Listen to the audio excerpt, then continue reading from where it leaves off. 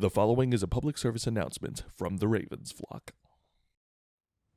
We're here today to address the recent tragic events that have occurred and the statements released by our government in response to these tragedies. There have been mass shootings that have happened in our country. One happened in El Paso, Texas, one happened in Dayton, Ohio, and in response to these tragic losses of life, the government has decided to make statements condemning video games and mental illnesses as the root causes of these tragedies, rather than actually addressing the source of these issues. This is not the first time we have dealt with this problem. If you have been around as long as we have, you know that every time tragedy has gripped this nation, every politician and pundit on television has jumped at the chance to snap their jaws around the most popular, modern, newest form of entertainment and use it as a convenient scapegoat to never address the actual causes that are causing these problems. It began a long time ago with Elvis, it followed up with rock, rap, D&D, and eventually it settled on video games, which time and time again have been used as a convenient bullseye to shy away from what is really causing these bloody incidents to repeat themselves within our population. This is the dodge that is commonly used, usually alongside with blaming mental illnesses, in an effort to release themselves of the responsibility of taking adequate corrective action.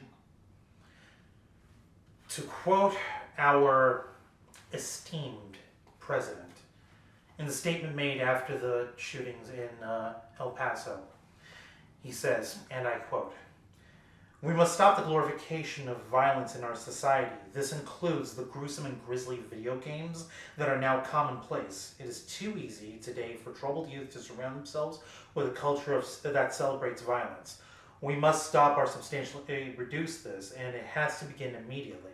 Cultural change is hard, but each one of us can choose to build a culture that celebrates the inherent worth and dignity of every human life. That is what we have to do. Third, we must reform our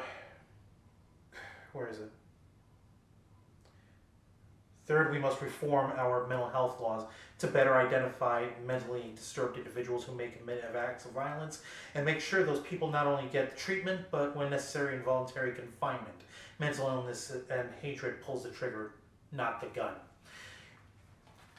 Fine words to say from a man who has, at every turn of his term, worked diligently to defund Medicaid and other providers of mental health programs that could easily identify and treat people who have these malignant issues. It is a common matter. It is a repeated statement and a repeated fact. But we of the Ravens flock have always stood for one thing and one thing only, the truth. And to see the truth be shied away and swept under the rug just so they can pound their chests on their fancy suits and declare themselves the saviors of the world after they have clearly contributed to the problem more than anyone else, fills us all with intense disgust. We are here to state our position on this matter and made it clear that we do not agree nor will respect anyone that makes such blatantly untrue statements regarding a hobby that has brought joy to so many people. I agree. I wholeheartedly agree. I will never, ever, ever support a president who would shift the blame to something as completely harmless as sitting down and enjoying video games. We've enjoyed them since our childhood. It has never, ever impacted on us in a negative sense. The same goes with mental illnesses too. And shame on Donald Trump for going that far and blaming those people. As far as video games are concerned, the American Psychology Association had run a study back in 2003 that found zero connections between video game activity and overt violence, particularly violence that leads to murders. These facts are available to the public. We'll actually be releasing the link in the description below. And as far as mental health is concerned, how can any civic official, be they Republican, Democrat, Independent, or anything in between, claim to care about mental health and yet actively work to defund mental health programs, to condemn people who have mental health issues, and to demonize their malignancies rather than treating them with humanity and compassion. We cannot abide this in any sense. Nor can we ever stand for anybody that would abide such a method of thinking.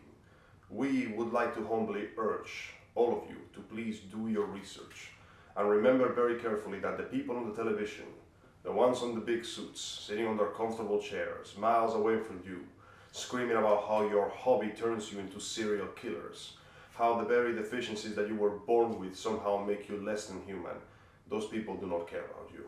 It is a common saying that politicians do not solve problems, they create more, and it saddens me to believe that we exist in a time where the parody is becoming ever closer to reality. These people do not care about you, your problems or your reasons. They care about blaming you because you are the easiest target they can point their fingers at.